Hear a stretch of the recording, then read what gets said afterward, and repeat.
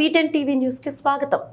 మంచిర్యాల జిల్లా బెల్లంపల్లి పట్టణం సింగరేణి ఏరియా ఆసుపత్రి వద్ద ఉన్న విద్యుత్ ట్రాన్స్ఫార్మర్ షార్ట్ సర్క్యూట్ గురై ఒక్కసారిగా మంటలు చెలరేగి ట్రాన్స్ఫార్మర్ పూర్తిగా దగ్ధమైంది.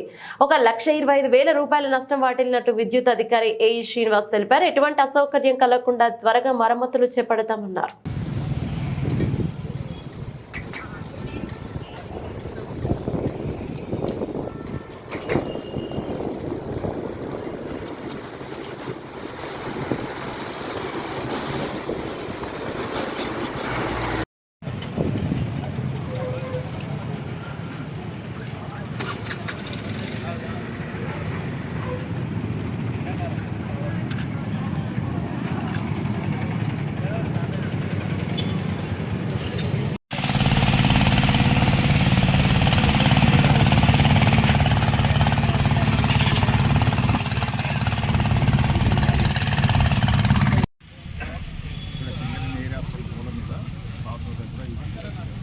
లోకల్ వాళ్ళు చెత్త వేయడం వల్ల ఎవరో ద్వారా వాళ్ళు వేసినట్టుంది.